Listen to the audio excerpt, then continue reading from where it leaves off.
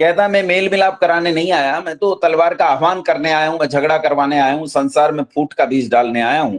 मैं तो संसार में युद्ध करवाने और तलवार चलवाने आया हूं। ये भी भाईचारे की बात नहीं हो सकती। और ऐसी पुस्तक जिसमें ये बात हो वो भाईचारे का पुस्तक तो बिल्कुल नहीं हो सकता। इन दोनों परीक्षाओं पर ये दोनों फेल हो गए। वेद इस पर भी उत्तीर्ण हुआ था, हमने देखा। वेद ने कहा था माँ भ्राता भ्रातरम दीक्षण माँ स्वसारम उत्स्वसा अनुव्रतः पितुः पुत्रो मात्रा भवतु सम्मना। कि बालक अपने माता पिता के अनुव्रती होवे, पिता के अनुव्रती और माँ के एक समान मन वाले हों। मैंने उदाहरण दिया था, पिता एक वचन में फंस गए। माँ ने कहा 14 साल के लिए वनवास, तो राम जी ने 14 साल के लिए वनवास धारण किया और इसका कभी उल्लंघन नहीं होने दिया। मात्रा भवतु सम्मना, माँ के एक समान मन वाले हो। मैंने उदाहरण दिया था कि घर खेल कर आए नन्हे से बालक को माँ ने कहा कि सामने किला देखता है, ये किला हमारा होना चाहिए। तो 11 साल के बालक ने उस किले पर रात के 1:30 बजे हमला कर दिया। 3:30 बजे किले को जीत कर आया, पैर छूकर बोला माँ रोटी दे, मैं किला जीत आया हूं, किला में जीत आया हूं। और इस बालक ने 400 किले जीते। इसकी माँ का जो स्वप्न था हिंदवी स्वराज्य का, वो स्वराज्य का स्वप्न को साकार करने वाले छत्रपति शिवाजी महाराज ने अपना युद्ध 11 साल की आयु में प्रारंभ कर दिया था और आजीवन इस युद्ध को लड़ते रहे। इसे कहते हैं मात्रा भक्त सम्मना। माँ ने इधर विचार किया, राणा की पुतली फिरी नहीं तब तक चेतक मुड़ जाता था। ऐसी स्थिति बालक की होती है कि इधर माँ की आंखें घूमी नहीं कि उधर बालक समझ जाता है कि माँ क्या कहना चाहती है। पिता को बोलना पड़ता है बताने के लिए कि तू ये कर, लेकिन माँ के तो इशारे से समझ जाना चाहिए, ऐसा वेद कहता है। वेद कहता है भाई बहन से द्वेष ना करे, बहन भाई से, भाई भाई से और बहन बहन से द्वेष ना करें, आपस में कभी बहन भाई द्वेष ना करें।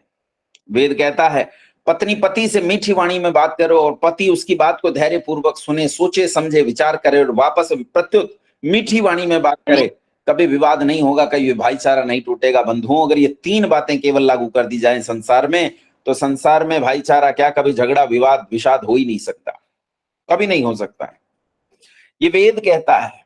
ये 3 अध्याय बताई मैंने। अभी तो वेद बहुत लंबा चौड़ा पड़ा है, सोचकर देखो।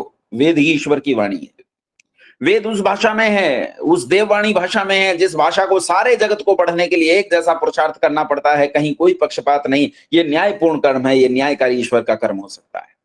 वहीं वेद विज्ञान से बड़ा पड़ा है। वेद आपको इलेक्ट्रोकेमिस्ट्री पढ़ाता है, वेद आपको क्वांटम फिजिक्स पढ़ाता है, वेद आपको संसार की सब सत्य विद्याएं बताता है। सब सत्य विद्याओं का पुस्तक है वेद।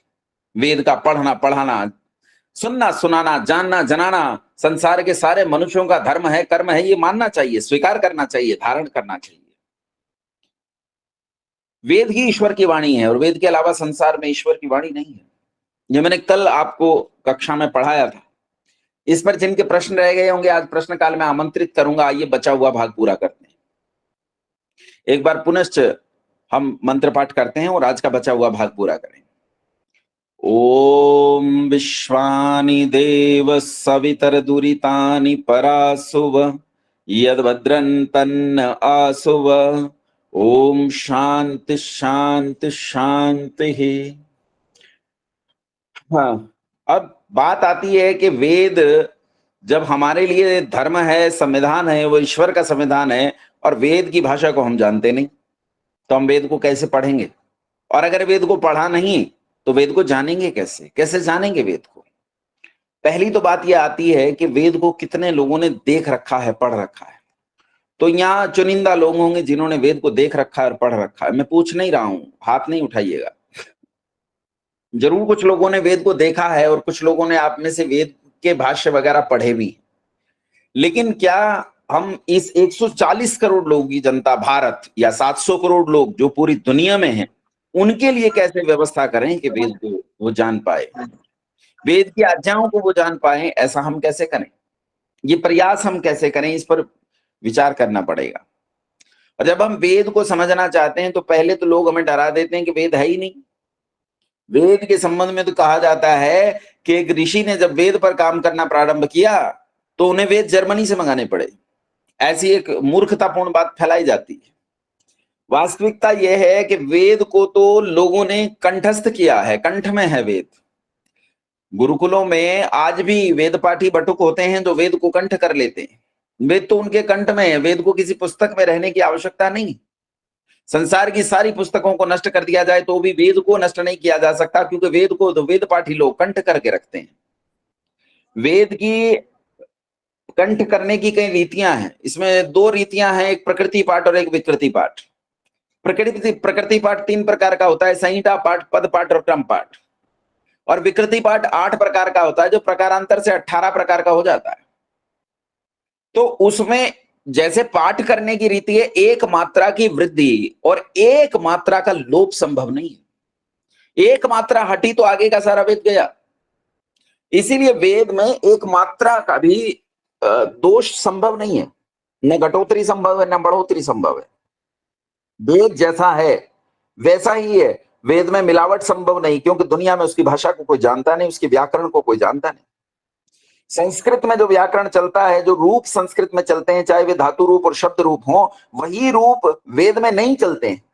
वेद अलग प्रकार से संस्कृत को कहता है, क्योंकि उसकी भाषा अलग होती है। वेद की अनेकों शाखाएं हैं। ऋषियों ने कहा है, अभी जो सबसे अंत में एक व्यक्ति जिन्होंने ऋषित्व को प्राप्त किया, उन्होंने कहा कि वेद की 1100 शाखाएं तो मैं जानता हूं जो विद्यमान थी, लेकिन आज वेद की वो शाखाएं नहीं बची, सब नष्ट हो गई। यजुर्वेद की, मैं कुल से यजुर्वेदी हूं, तो 101 शाखाएं यजुर्वेद की होती हैं, और उन 101 शाखाओं में अनेक उनके उपनिषद और वो सारी चीजें होती हैं। कठोपनिषद यजुर्वेद का उपनिषद है। इन वेद को पढ़ने के लिए उसका अलग प्रातिशाख्य व्याकरण होता है, यानी संस्कृत वाले व्याकरण से आप वेद को नहीं पढ़ सकते, उसके लिए प्रातिशाख्य व्याकरण चलता है अलग से। हर शाखा का प्रति शाखा व्याकरण अलग होता है, इसीलिए उसे प्रातिशाख्य व्याकरण कहते हैं।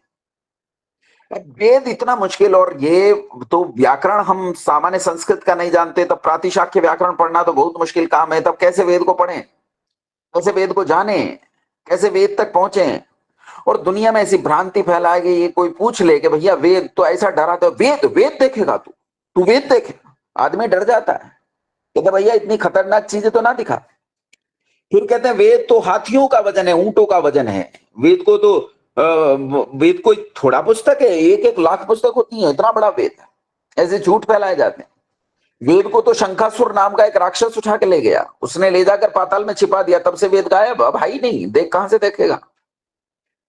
लोगों में ऐसी भ्रांतियां फैला दी गई कि सारे संसार को वेद से छिटका कर दूर कर दिया गया, और तब ऐसी मूर्खतापूर्ण पुस्तकों की आवश्यकता पड़ी जैसी कुरान और बाइबल है। और ऐसी है 1-2 पुस्तक नहीं, ऐसी हजारों, तौरेत, जबूर, इंजील, जिंदवेस, और कितनी पुस्तकें हैं, मैं नाम लेता जाऊं तो रात्रि बीत जाएगी। है इतनी पुस्तकें बना ली गई, अभाव वेद का। और वेद उपस्थित है, लेकिन वेद तक पहुंचने का मार्ग बंद कर दिया गया, हमें बहका दिया गया, वेद तक तुम जा ही नहीं सकते। कैसे प्राप्त करोगे वेद को? संसार को अंधेरे में डाल दिया गया, बल्ब बुझा दिए गए, रोशनियां बंद कर दी गई। वेद वही है, लेकिन रोशनी के अभाव में हमें वेद नहीं दिखता। कैसे जाने हम वेद क्या कहता है? कैसे, जब भाषा ही नहीं जानते तो कैसे जाने कि वेद क्या कहता है? कैसे प्राप्त करेंगे? अच्छा, नहीं जानेंगे कि वेद क्या कहता है तो वेद की बातों का हमसे उल्लंघन होगा। वेद जो कहता है उन धाराएं हमसे टूटेंगी, धारा हमसे टूटेंगे, तो ईश्वर न्यायकारी जज है, वो हमें दंडित करेगा, बच नहीं सकते। सर्वशक्तिमान है, तुम्हारे पास कोई साधन नहीं। न्यायकारी रिश्वत नहीं चलती है वहां 2 बकरों की बलि देकर जान नहीं छूटेगी, 11.25 रुपए का प्रसाद देकर जान नहीं छूटेगी। कोई उपाय नहीं है जिससे आपकी जान छूट जाए, जान बच जाए। कैसे बचाओगे जान? समस्या ये कि वेद को पढ़ें कैसे। वेद के सरल संस्कृत में कुछ लोगों ने भाष्य किए हैं, लेकिन वो भाष्य इतने विकृत हैं कि उनके रास्ते पर चलोगे तो ऐसे गहरे पाप के गड्ढे में गिरोगे जहां से निकलना मुश्किल हो जाएगा।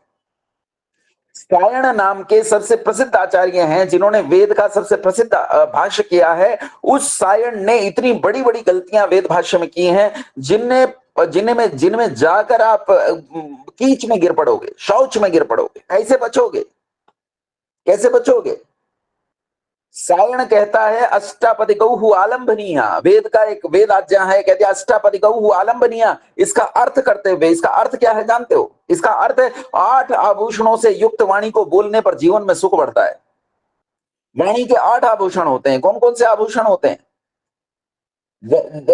संस्कृत जिन्होंने पढ़ी है वो जानते हैं, संस्कृत में विभक्तियां होती हैं जब शब्द रूप चलते हैं। विभक्तियां होती हैं प्रथमा, द्वितीया, तृतीया, चतुर्थी, पंचमी, षष्ठी, सप्तमी और संबोधन। ये 8 विभक्तियां होती हैं। इन 8 विभक्तियों के अनुकूल बोलने पर जीवन में सुख बढ़ता है। ये बताता है कि हमें राजा के साथ कैसे बोलना है, नौकर के साथ कैसे बोलना है, पुलिस वाले के सिपाही के साथ कैसे बोलना है, लिपिक के साथ कैसे बोलना है, माता के साथ कैसे, पिता के साथ कैसे, बालक के साथ कैसे, अज्ञ के साथ कैसे, विज्ञ के साथ कैसे, विद्वान के साथ कैसे, निपुण के साथ कैसे, कुशल के साथ, अकुशल के साथ कैसे बोलना है। यह हमें वाणी सिखाती है। 8 आभूषणों से युक्त वाणी को बोलने पर जीवन में सुख बढ़ता है। ये वेद कहता अष्टापदी गौ आलंबनिया। लेकिन जानते हो इसका अर्थ सायण ने क्या कर दिया? सायण जिसका भाष्य पूरी दुनिया में पढ़ा पढ़ाया जाता है। मैक्स मुलर ने जब वेदों पर गालियां दी और वेदों को गढ़ियों के गीत लिखा, जब मैक्स मुलर ने वेदों को बकवास लिख दिया तो वेद कहां से लिखा उसने? अरे वो जानता नहीं था। इस देश में तुम जिन्हें गडरिये कहना चाहते हो ना, इस देश के गडरिये बहुत विद्वान होते थे। तुम हमें गडरिये कहते हो ना, हाँ हम हैं गडरिये, लेकिन तुमने हम गडरियों की विद्या जानी कब है? तुमने हम गडरियों की पुस्तकें उठाकर पढ़ी कब है? सायण ने लिख दिया तुमने मान लिया, तुमने देखा नहीं। सायण कहता है अष्टापदी गौ आलंबनिया का अर्थ करते हुए कहता है कि 8 पैरों वाली गाय की काटकर हवन में बलि दे देने से यजमान स्वर्ग को जाएगा। 8 पैरों वाली गाय आपने देखी है? सायण ने देखी थी। 8 पैरों वाली गाय कौन सी? जो गर्भवती गाय हो। 4 पैर इस गाय के और 4 इसके पेट में पल रहे शिशु के, 8 पैर हो गए। ऐसी गर्भिणी गाय की काट कर टुकड़े टुकड़े करके हवन में बलि देने पर यजमान सीधा स्वर्ग को जाएगा, ये सायण कहता है। अब बताओ, ऐसी ऐसी बातों को पढ़कर आप भला कौन सा सुख प्राप्त करोगे? आप कौन से स्वर्ग में जाओगे? ऐसे नरक में जाओगे जहां से निकलने का उपाय तुम्हारे पास नहीं होगा। कैसे करोगे? तो कैसे जाने? वेदों का भाष्य पढ़कर अगर हम वेद तक पहुंच पाते तो ये उपाय भी हमारा बेकार गया। तो आओ एक उपाय मैं करवाता हूं, एक उपाय मैं बताता हूं कि वेद क्या कहता है, इस बात को कैसे जाने। सीधे होकर बैठो, जहां बैठे हो, जिस अवस्था में हो, कमर गर्दन सिर सीधे कर और बहुत सम्मान से मेरे साथ एक बार फिर से वेद मंत्र का पाठ करो। तुम्हारा माइक तो बंद ही रहेगा, लेकिन मेरे साथ वेद मंत्र का पाठ करो। जरूर हम जानेंगे आज के वेद को हम कैसे जाने। ओम विश्वानि देव सवितर दुरितानि परासुव यद भद्रं तन्न आसुव। ओम शांति शांति शांति। बंधुओं, आज जैसे हम सब लोग लगे हुए हैं, कोशिश कर रहे हैं, इतने लोगों ने आपको इस कक्षा से जोड़ने का प्रयास किया, आप स्वयं प्रयास पूर्वक इस कक्षा के साथ जुड़े और हम सब मिलकर एक सम्मिलित प्रयास कर रहे हैं कि किस प्रकार सत्य को जाने।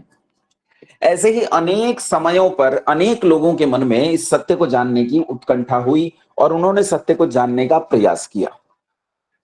ऐसे ही एक समय में भारतवर्ष में एक 22 वर्ष के युवक में इस उत्कंठा के चरम को प्राप्त कर लिया कि मैं सत्य को कैसे जानूं, और सत्य को जानने की इस अभिलाषा, अभीप्सा ने उसका जीना मुश्किल कर दिया और वो चैन से नहीं बैठ पाया कि बिना सत्य के मैं जीऊं कैसे। वो अपना घर द्वार छोड़कर निकल पड़ा घर द्वार छोड़कर सत्य को जानने के लिए। उसके पिता एक बहुत बड़े जमींदार थे, उसके पिता के पास बहुत बड़ी संपत्ति थी, सामान्य संपत्ति नहीं थी। वो इस सारी संपत्ति को ठोकर मारकर, भरे पूरे परिवार को ठोकर मारकर, विद्या से भरित पूरी परिवार को ठोकर मारकर वो वहां से निकल गया कि मैं सत्य को जानूंगा, जिसे लोग शिक्षा कहते हैं। वो शिक्षा भी कम नहीं थी उसके परिवार में, लेकिन वो ईश्वर को छोड़कर निकल चला और चला गया दूर कि मैं सत्य को जानूंगा। सड़कों पर चलते हुए, गांव गांव, शहर शहर वो भटकता रहा। उन बड़े मठों मंदिरों में गया, उन बड़ी दुकानों पर गया, उन बड़े आश्रमों में गया जहां उसे इस सत्य के मिल जाने की उम्मीद थी। नदियों के किनारे पैदल चलते हुए उसने हजारों किलोमीटर का रास्ता तय किया, लेकिन उसने सोचा कि मैं सत्य को जरूर प्राप्त करूंगा और सत्य को प्राप्त किए बिना नहीं रहूंगा। ये लड़का पूरे देश भर में इसी तरह भटकता रहा। 22 साल के लड़के ने घर छोड़ा था और भटकते भटकते इस लड़के को 10 साल बीत गए। आज ये 32 साल का हो गया। लेकिन 32 साल का लड़का इतना भटकने के बाद, इतनी सारी जानकारी प्राप्त करने के बाद, इतनी सारी पुस्तकें पढ़ने के बाद भी उस निश्चित सत्य को प्राप्त नहीं कर सका जिस निश्चित सत्य के लिए इसने अपना घर छोड़ा था। जब आदमी इतना प्रयास करे और उसे प्रयास की पूर्ति न हो तो उसके मन में भयंकर निराशा जन्म ले सकती है। अवसाद आ सकता है। इस लड़के के मन में भी एक निराशा ने जन्म लिया कि यह बलिष्ठ शरीर जो मुझे सत्य जनाने में सहायक नहीं है, मेरे किसी काम का नहीं, मैं शरीर को यहीं गलाकर समाप्त कर दूंगा। और इसने किसी को बलि के लिए ले जा रहे थे, किसी युवक को, इसने उन सिपाहियों से पूछा कि इसे कहां ले जा रहे हैं। उन्होंने कहा इसकी बलि दी जाएगी, इसे बलि के लिए चुना गया है। उसने कहा कि ये बालक तो कमजोर लगता है, अगर मैं तुम्हें बहुत बलिष्ठ युवक दे दूं तो कैसा रहे। उन्होंने कहा बहुत अच्छा, उसे बलि के लिए ले लेंगे। उन्होंने कहा मुझे ले लो, इसे छोड़ दो। उसकी मां पीछे पीछे रोती हुई जा रही थी। उस लड़के को छोड़ दिया गया और इस बलिष्ठ युवक को साथ ले लिया गया बलि के लिए। इसने स्वयं अपने आप को मृत्यु के लिए प्रस्तुत किया क्योंकि यह सत्य नहीं जान पाया। एक छटपटाहट इसके मन में थी, एक चिड़चिड़ापन इसके मन में भर गया था। वहां पहुंचे और बलि के पत्थर पर इसने सर रखा, खड़ग उठाई गई इसका सर काट देने के लिए। लेकिन उसी समय राजा के सिपाही आ गए। उन दिनों बलि प्रथा का बड़ा विरोध हो रहा था। राजा के सिपाही आ जाने से वो सब लोग भाग खड़े हुए और इस युवक की जान बच गई। इसने बैठकर सोचा आखिर मेरी जान क्यों बची, आखिर क्यों, किस लिए मेरा जीवन बचा, जबकि मैं तो अपना जीवन आहूत कर देना चाहता था।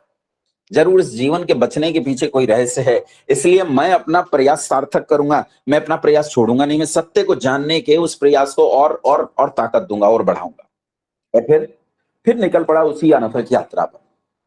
और इसी यात्रा पर चलते एक दिन एक इसे सन्यासी मिले और उन सन्यासी के पास इसने पढ़ना प्रारंभ किया। तो कुछ ही समय में सन्यासी समझ गए कि जो छात्र मुझसे पढ़ता है, मेरे पास इतनी विद्या है नहीं जो मैं इसकी पिपासा को शांत कर पाऊं। पूर्णानंद नाम के इन सन्यासी ने इनसे कहा कि तुम मथुरा चले जाओ, मथुरा में एक अंधा सन्यासी रहता है, लोग उसको दंडी सन्यासी के नाम से जानते हैं। तुम उसके पास चले जाओ और जब तुम उसके पास जाओगे तो निश्चित रूप से तुम्हारी ये जो विद्या की भूख है, सत्य की भूख है, ये जरूर खत्म होगी। क्योंकि वो विद्या का ऐसा सूर्य और मार्तंड है कि उसके सामने अविद्या टिक नहीं सकती, अज्ञान टिक नहीं सकता। उसके सामने से अंधेरा मुंह छिपाकर भाग खड़ा होता है।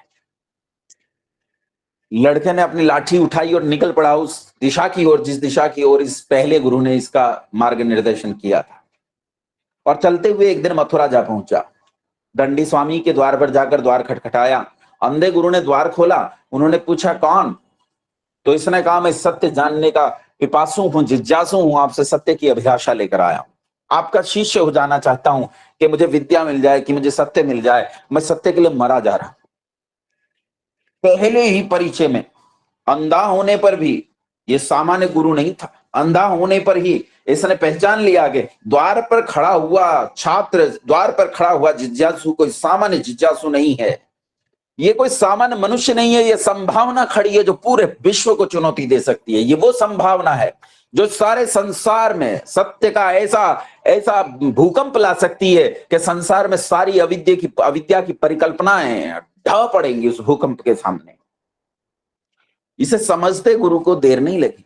उन्होंने इसे छात्र रूप में स्वीकार कर लिया, लेकिन ये विद्या को अच्छे से सीख सके इसलिए इस पर कठोर नियम लागू किए गए। ऐसे कठोर नियम कि कोई अन्य तो इन कठोर नियमों में पढ़ना ही अस्वीकार कर दे। लेकिन लड़का तो इतना भूखा था सत्य का कि इसने उन कठोर नियमों के अंतर्गत भी उस सत्य को जानना स्वीकार किया, करने लगा। ये पढ़ा तो इसलिए नहीं जैसे आजकल छात्र पढ़ते हैं कि मेरे 90% अंक आ जाएं, 70% अंक आ जाएं। ये पढ़ा तो इसलिए कि मैं सत्य को जान कर रहूंगा। सत्य चाहे जिस ओट छिप जाए, लेकिन मुझसे छिप नहीं सकता। मैं सत्य को प्राप्त करके रहूंगा। और लड़के ने अपना सारा परिश्रम, सारा पुरुषार्थ लगा दिया। अपनी कमाल की लगन और अद्भुत बुद्धि के आधार पर इसने वो विद्या जिसे लोग 36 जन्मों में जान नहीं पाते, उस विद्या को इस लड़के ने केवल 3 वर्ष में प्राप्त कर लिया। 3 वर्ष में उस विद्या को प्राप्त करने पर गुरु भी आश्चर्यचकित थे कि कोई कैसे ऐसा हो सकता है, लेकिन इसने कर दिखाया। विद्या पूर्ण हुई और हमारे यहाँ परंपरा थी कि विद्या पूर्ण होने पर अपने गुरु को गुरु दक्षिणा दी जाती थी। छात्र ने अपने गुरु को गुरु दक्षिणा देने का निश्चय किया और सब लोगों का, बहुत सारे थे जिनकी उस दिन विद्या पूर्ण हुई थी, तो उनका भी गुरु दक्षिणा का पर्व था। सब अपने घर से कुछ न कुछ लेकर आए। कोई अन्न लाया, कोई वसन लाया, कोई गौ लाया, कोई अश्व लाया, कुछ ना कुछ अपने गुरु के लिए सब लेकर आए। सबके अपने घर थे, परिवार थे, माता पिता थे, लेकिन इसका तो कोई नहीं था। 13-14 साल पहले जो अपना द्वार छोड़ चुका, घर छोड़ चुका, ना घर वाले इसे जानते हैं ना ये घर वालों को जानता है, आखिर कैसे कैसे गुरु दक्षिणा दूं गुरु को? इसके पास तो कुछ नहीं। उठकर चला वहां से जहां कहीं सोया होगा, किसी पेड़ की छाया में, किसी पत्थर पर, किसी रेत पर, किसी भवन की छाया में उठकर चल पड़ा कि मैं गुरु को गुरु दक्षिणा में क्या दूं। एक व्यापारी के पास गया, उनसे प्रार्थना की कि गुरुकुल में गुरु दक्षिणा का पर्व है, गुरु को दक्षिणा देनी है और मेरे पास कुछ भी नहीं है, मैं गुरु को गुरु दक्षिणा में क्या दूं। तब इसने अपने वो जो सम्मुख व्यापारी थे उनसे कहा कि मेरे गुरु को लौंग बहुत प्रिय हैं, कृपा कर एक मुट्ठी लौंग मुझे दे दीजिए ताकि मैं अपने गुरु को गुरु दक्षिणा दे सकूं। एक मुट्ठी लौंग व्यापारी ने इसके हाथ पर रख दिए। वो एक मुट्ठी लौंग लेकर ये छात्र प्रसन्न और मुदित होता हुआ गुरु दक्षिणा के उस पर्व में जा खड़ा हुआ जहां छात्र अपनी अपनी दक्षिणाएं देकर ऋषि की, गुरु की दी हुई इस विद्या से उरण होकर निकल रहे थे। इसकी बारी आने पर यह भी पहुंचा और अंधे गुरु के हाथ पर इसने वो एक मुट्ठी लौंग रख दिए। गुरु अंधा जरूर था, लेकिन कहते हैं अंधों की दूसरी इंद्रियां बड़ी तेज हो जाती हैं। त्वचा पर लौंग का स्पर्श पाते ही गुरु समझ गए कि आज तक प्राप्त शिष्यों में सबसे योग्य शिष्य ने केवल एक मुट्ठी लौंग गुरु दक्षिणा में दी। और गुरु के चेहरे पर गहरी निराशा आई। ऐसे भाव आ गए जैसे इन्हें दक्षिणा में कुछ नहीं मिला। ये देखकर छात्र को आश्चर्य हुआ कि अरे, जिसके जीवन में आज तक मैंने कोई लालच नहीं देखा, आज छोटी दक्षिणा मिलने पर आखिर निराशा क्यों? उन्हें लगा शायद गुरु के जीवन में आज लालच दिख रहा है। और वो कुछ कहता उससे पहले ही गुरु बोल पड़े। उन्होंने कहा, बेटा, मैंने 12 वर्ष की अवस्था में अपने नेत्र की ज्योति खो दी और उस अवस्था से लेकर मैंने पढ़ना प्रारंभ किया और सारी विद्या अंधे रहते प्राप्त की। सोच कितना परिश्रम किया होगा। और उसके बाद में मैंने न जाने कितने शिष्यों को अंधे रहते ही इस विद्या को आगे बढ़ाया, उन्हें दिया। अंधे रहते मैंने अपना जीवन आज तक जिया, लेकिन मेरे पूरे जीवन में मैंने इतना पुरुषार्थ कभी नहीं किया जितना 3 वर्ष में तुझे विद्या से सींचने में किया। मेरे सारे जीवन का पुरुषार्थ एक और मेरे इन 3 वर्ष का पुरुषार्थ एक और मेरे इतने पुरुषार्थ का प्रतिफल बस ये एक मुट्ठी लौंग, ये मेरी गुरु दक्षिणा है। इतनी सी, बस यही लेकर आया मेरे लिए। छात्र बोला, गुरुजी, मैं तो, आप तो जानते, मैं तो अकिंचन ब्राह्मण हूं, मेरे पास तो ये एक मुट्ठी लौंग भी नहीं थे, मैं तो ये किसी से मांग कर लाया हूं। आप तो देखते हैं, आप तो जानते हैं, मैं शरीर पर केवल एक लंगोट बांधता हूं, हाथ में एक लाठी रखता हूं, मेरे पास तो वस्त्र तक नहीं है, भिक्षा मांगकर अपना जीवन चलाता हूं। मैं आपको दूं भी तो कैसे? आपको देने के लिए मेरे पास इस एक मुट्ठी लौंग के अतिरिक्त तो कुछ नहीं है तो बस ये जीवन। मैं कुछ भी बचा छिपा कर ले जाना नहीं चाहता, लेकिन है ये नहीं कुछ, दूं क्या आपको? तब अंधे दंडी स्वामी बोले कि बेटा, मैं तुझसे वो चाहता भी नहीं हूं जो तेरे पास नहीं है, मैंने केवल उसी और उसी की आकांक्षा में तुझे विद्या से सींचा है जो तेरे पास है। अंधे दंडी स्वामी बोले, हाँ, मैं तुझसे तेरा जीवन चाहता हूं, हाँ, मैं तुझसे तेरा ये जीवन चाहता हूं, इसी आकांक्षा में मैंने तुझे विद्या से पल प्रतिपल सींचा है। 3 वर्ष मैंने अपने दिन और रात लगाए हैं, 3 वर्ष तक मैंने अपने जीवन की परवाह नहीं की कि तुझे विद्या से सींच सकूं ताकि यह तेरा जीवन तुझसे ले सकूं। अंधे दंडी स्वामी बोले, तनिक देख मेरे इस राष्ट्र की ओर। मेरा यह राष्ट्र जो कभी सारे संसार के लिए विद्या और सुख के साधन रचता था, आज अविद्या के अंधकार में डूब चुका है। वेद अपनी प्रतिष्ठा खो चुके हैं, धर्म अपना स्थान छोड़ चुका है, आज पूरा देश अंधकार में हो गया है। मेरा देश परतंत्रता की बेड़ियों और जंजीरों में जकड़ा हुआ है।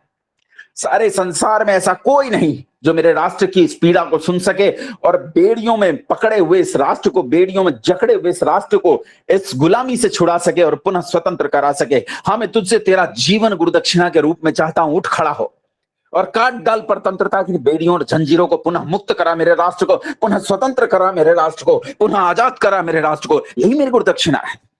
मुझे नहीं चाहिए ये एक मुट्ठी लौंग, मुझे नहीं चाहिए गौ, मुझे नहीं चाहिए अश्व, मुझे स्वर्ण नहीं चाहिए, मुझे संसार के सुख नहीं चाहिए, मुझे चाहिए मेरे राष्ट्र की स्वतंत्रता, ये मुझे प्रिय है। मुझे चाहिए वेद की प्रतिष्ठा, मुझे चाहिए धर्म की स्थापना, ये मुझे प्रिय है। तो यही गुरु दक्षिणा मुझे दे पुत्र, तो अपना जीवन मुझे गुरु दक्षिणा में दे। अब तक केवल आश्चर्य में डूबा लड़का और गहरे आश्चर्य में डूब गया और उसने सोचा कि संसार में कैसे सुंदर नेत्र हैं, लेकिन वो नेत्र जिस पीड़ा को नहीं देख सकते सुंदर और देखने का सामर्थ्य लिए हुए भी, मेरे गुरु के अंधे नेत्र भी उस पीड़ा को देख सकते हैं। धन्य है ये अंधे नेत्र। और इस लड़के ने, इस छात्र ने, इस विद्यार्थी ने अपना जीवन इस अंधे दंडी स्वामी के चरणों में रख दिया। गुरुदक्षिणा के रूप में अपना जीवन इस अंधे दंडी स्वामी के चरणों में रखकर निकल पड़ा, उठ खड़ा हुआ। लेकिन जब ये उठा तो संसार कांप उठा। इसने चारों ओर शास्त्रार्थ की झड़ी लगा दी। ईसाई, मुसलमान, पौराणिक, ये वो न जाने कितने मत मतांतरों की धज्जियां उड़ा दी, चिंदी चिंदी कर पखिया उधेड़ दी। ऐसे प्रश्न खड़े किए संसार के पास जिन प्रश्नों का जवाब नहीं था। ये उठ खड़ा हुआ कि मैं अपने गुरु को दी हुई गुरुदक्षिणा को अंतिम मुकाम तक पहुंचाऊंगा, मैं अपने राष्ट्र को आजादी दूंगा, लेकिन न केवल शारीरिक आजादी, मैं अपने देश को मानसिक आजादी दूंगा, मैं अपने देश को अविद्या से आजादी दिलाऊंगा, मैं अपने देश को अंधकार और अज्ञान से आजादी दिलाऊंगा, मैं अपने राष्ट्र को पुनः वहां लेकर जाऊंगा जब यह राम राज्य कहलाता था। यह निकल पड़ा और निकल पड़ा। 59 साल की आयु तक ये लड़का जिया, लेकिन जब तक जिया इसने अपने गुरु को दी हुई गुरुदक्षिणा में कभी भी बंद नहीं आने दिया, कभी उसे रुकने नहीं दिया। अपना सारा जीवन, एक एक क्षण, एक एक पल, एक एक सांस, एक एक खून की बूंद इसने लगा दी अपने गुरु को उस गुरुदक्षिणा को देने के लिए। इस पर न जाने कितनी बार हत्या के प्रयास किए गए और अंततोगत्वा एक ऐसा प्रयास किया गया जिससे इसका बलिष्ठ शरीर भी उस मृत्यु का प्रतिकार नहीं कर सका और अंततोगत्वा इसका बलिदान हो गया। इस देश के लिए इसने अपने आप को स्वाह कर दिया। ये वो लड़का है जिसके सम्मुख संसार के बड़े बड़े मत और बड़े बड़े लोग आडंबर करके हजारों हजारों की संख्या में जिसका मुकाबला नहीं कर सके। जानते हो लड़का कौन था? जानते हैं कौन था ये लड़का? इस लड़के को दुनिया स्वामी दयानंद सरस्वती के नाम से जानती है। ये वो लड़का है जिसे लोग महर्षि दयानंद सरस्वती के नाम से जानते हैं। ये वो है जिसे लोग ऋषि कहते हैं। 5000 साल के बाद एक बार फिर से पाणिनि, पतंजलि, कात्यायन और व्यास के बाद, जैमिनी के बाद फिर से इस देश को एक बार ऋषि के दर्शन हुए। स्वामी दयानंद सरस्वती ने इस गुरु से, इस अंधे गुरु से विद्या प्राप्त करके उस विद्या को अपनी समाधि अवस्था से इतना बढ़ाया कि उसने वेद को जानने की योग्यता हासिल की। और तब ऋषि दयानंद सरस्वती ने वेद के भाष्य पर काम करना प्रारंभ किया। उन्होंने ऋग्वेदादि भाष्य भूमिका लिखी। सायण के बाद वेद पर ऐसी कलम चलाने वाला दूसरा पैदा नहीं हुआ था। एक ऋग्वेदादि भाष्य भूमिका सायण ने लिखी और दूसरी ऋग्वेदादि भाष्य भूमिका दयानंद ने लिखी है। दयानंद की लिखी हुई भाष्य भूमिका का क्या असर है जानते हो? मैक्स मुलर ने जब वैदिक साहित्य की गणना की तो लिखते हुए कहता है कि ऋग्वेद से प्रारंभ करके, सोचो संसार की सबसे प्राचीन पुस्तक, कहता है ऋग्वेद से प्रारंभ करके और दयानंद कृत ऋग्वेद आदि भाष्य भूमिका तक जो संपूर्ण वैदिक वांग्मय है, आप आश्चर्य करोगे, उसने दयानंद के सारे वांग्मय को वैदिक वांग्मय में गिना है। वो ऋग्वेद से लेकर दयानंद कृत ऋग्वेद आदि भाष्य भूमिका तक वैदिक वांग्मय स्वीकार करता है। यही नहीं, दुनिया के बड़े बड़े दार्शनिक, दुनिया के बड़े बड़े विद्वान दयानंद के साहित्य को इस तरह देखते हैं, वो कहते हैं कि ऐसा साहित्य इससे पूर्व रचा नहीं गया। उन्होंने भाष्य जब लिखा तो निरुक्त की शैली से लिखा, जैसे ऋषि यास्क ने उसका रास्ता दिखाया था वैसे ही लिखा, ऋषियों की शैली में लिखा। और जब ऋषि दयानंद ने अपने ऊपर होते हुए प्रहारों को देखा तो वो समझ गए कि मेरा जीवन लंबा नहीं चलने वाला है, मैं शीघ्र मारा जाऊंगा, मेरा शीघ्र बलिदान हो जाएगा। और तब ऋषि दयानंद ने, ताकि मेरे गुरु को दिया हुआ वचन अधूरा न रह जाए, ये सोचा कि क्या मेरे मरने के बाद मेरे गुरु की दक्षिणा रुक जाएगी। तब उन्होंने एक ऐसा उपाय रच डाला कि उनके मरने के बाद भी उनको दी हुई ये गुरुदक्षिणा, उनके गुरु की ये गुरुदक्षिणा रुके नहीं, बढ़ती रहे। और तब ऋषि दयानंद ने मरने से ठीक पूर्व एक कालजयी ग्रंथ की रचना की। उन्होंने ये ग्रंथ, हालांकि ऋषि दयानंद के सारे ग्रंथ संस्कृत भाषा में हैं, लेकिन उन्होंने इस ग्रंथ को और कतिपय छोटे छोटे 1-2 ग्रंथ और उन्होंने हिंदी भाषा में लिखे। और इस कालजयी ग्रंथ का नाम था सत्यार्थ प्रकाश।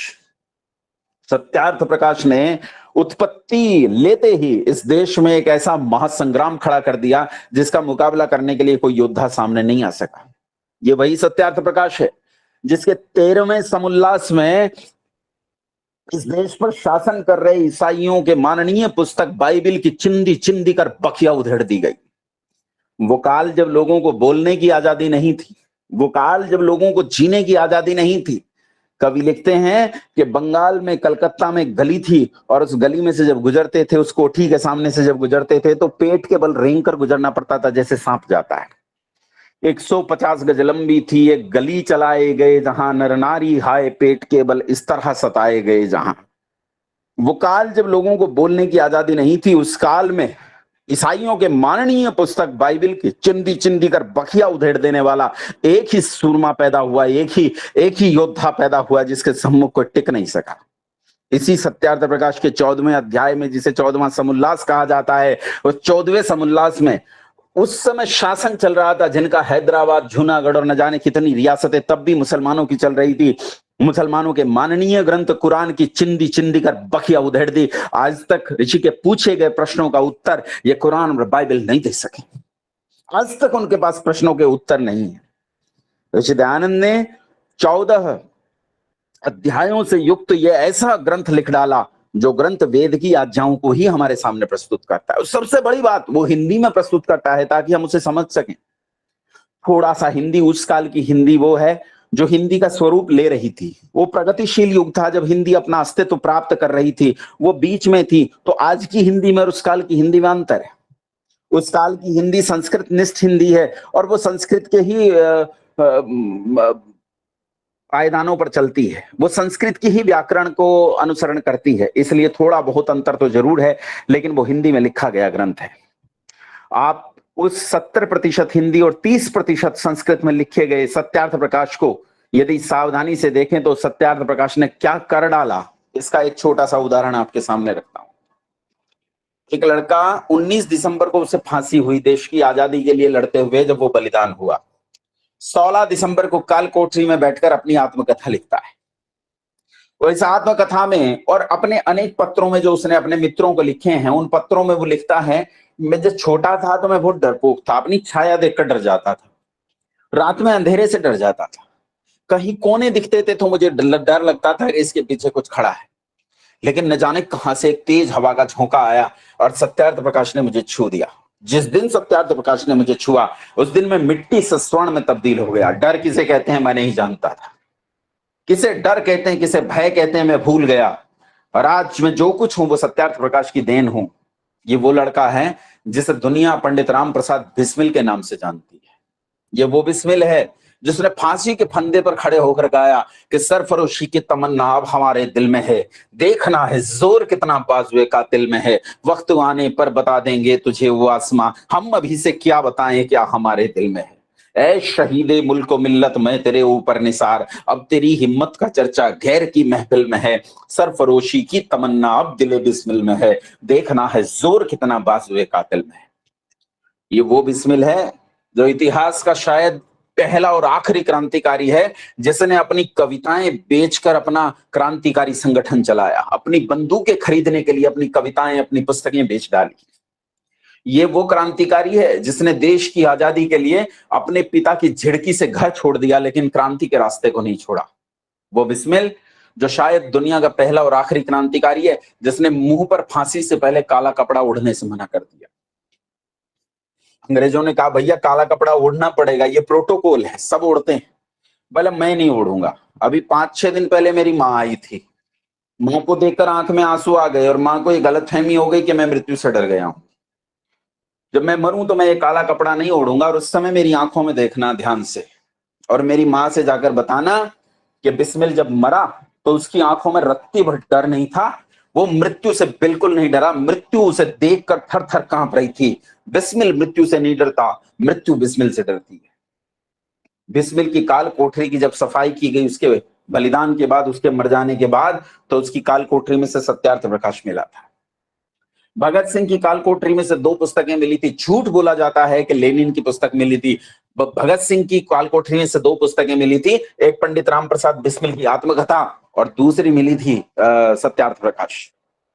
इस देश के क्रांतिकारियों की जेलों को जब खोला गया तो उनमें से अधिकांश के तकिए के नीचे सत्यार्थ प्रकाश मिला था, अधिकांश के। लाला लाजपत राय से किसी ने पूछा यदि तुमसे कोई पूछे तुम्हारे जीवन का एक सूत्र तो एक वाक्य में क्या कहोगे, तो उन्होंने कहा था मैं एक वाक्य में कहूंगा कि मेरे जीवन का एक सूत्र सत्यार्थ प्रकाश है। पंडित मदन मोहन मालवीय, जिन्होंने बनारस हिंदू यूनिवर्सिटी बनाई, काशी बनारस हिंदू यूनिवर्सिटी जिन्होंने बनाई, उनके मरने के समय जब उनके छात्रों ने आकर उनसे कहा कि आप मर जाओगे गुरुजी, तो हमें शिक्षा कौन देगा, हमें मार्ग कौन दिखाएगा, तो उन्होंने हाथ में सत्यार्थ प्रकाश दिया था, कहा था मेरे मरने के बाद यही तुम्हारा मार्गदर्शक होगा। सत्यार्थ प्रकाश वो ग्रंथ है।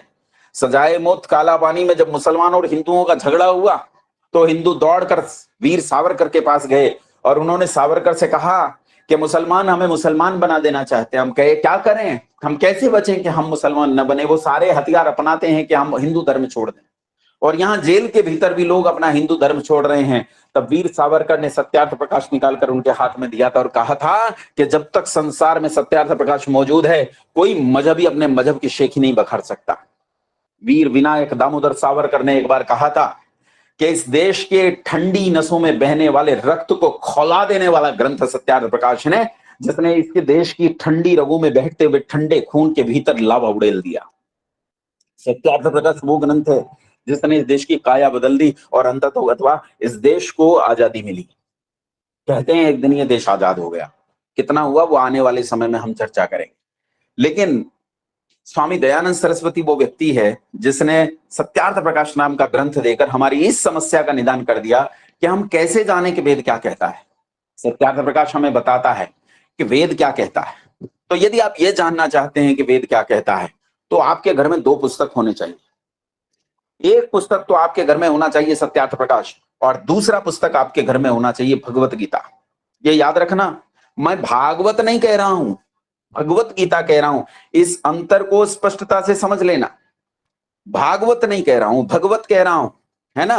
बाकी जितने ग्रंथ आप रखना चाहो, जिनके नाम नहीं ले रहा हूं या जिसका अभी मैंने नाम ले दिया उसे वो भी रखो, लेकिन अब भगवत गीता और सत्यार्थ प्रकाश ये 2 ग्रंथ जरूर रखो। अगर ये 2 ग्रंथ आपके घर में रहेंगे तो आपके घर में कभी धर्मांतरण की कोई विषैली हवा नहीं आ सकती, आपके समाज को कभी कोई दूषित नहीं कर सकता, आपका धर्म आपको कभी छोड़ नहीं सकता। बंधुओं, मित्रों, भगिनियों, हमने कल प्रारंभ किया था कि ईश्वरीय संविधान क्या है, और हमने निष्कर्ष प्राप्त किया था कि ईश्वरीय संविधान वेद है। और इसी ईश्वरीय संविधान वेद के बारे में पढ़ते पढ़ते हमें यह जाना कि वेद को कैसे जाने, तो अंतिम रास्ता मिलता है सत्यार्थ प्रकाश। मैं ये बिल्कुल नहीं कह रहा हूं कि हमारा लक्ष्य सत्यार्थ प्रकाश है, हमारा लक्ष्य तो वेद ही है, वेद ही हमारा लक्ष्य है, हमें वेद तक ही जाना है। लेकिन जब तक हम वेद को पढ़ने के लायक नहीं हो जाते, तब तक हमें वेद के सत्य का अर्थ कौन प्रकाशित करेगा, तब तक हमें वेद के सत्य का अर्थ सत्यार्थ प्रकाश प्रकाशित करेगा। इसलिए जहां कहीं से आपको मिले सत्यार्थ प्रकाश खरीदो।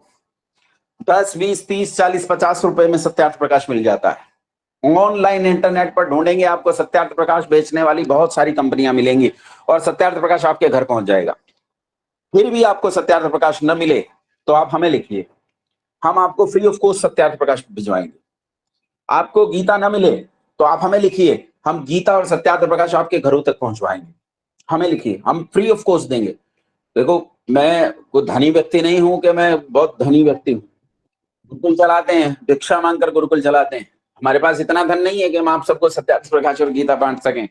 लेकिन जहां हम अपने बालकों के लिए भोजन और अन्न मांग कर लाते हैं, जहां हम अपने गुरुकुल के लिए भिक्षा मांगते हैं, आपके लिए भी मांग लेंगे। हालांकि आपको सत्यार्थ प्रकाश और गीता स्वयं खरीद कर पढ़ना चाहिए, लेकिन अगर कोई परिस्थिति ऐसी घटे कि आप तक ये न पहुंच रहा हो, तो जरूर आप ये हम तक पहुंचाइए, ये सूचना हम तक पहुंचाइए, और हम आपके घर तक भगवत गीता को पहुंचाएंगे, हम आपके घर तक सत्यार्थ प्रकाश को पहुंचाएंगे।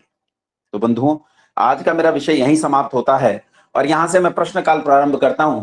आपका कोई प्रश्न हो तो इस संदर्भ में आप मुझसे प्रश्न पूछ सकते हैं।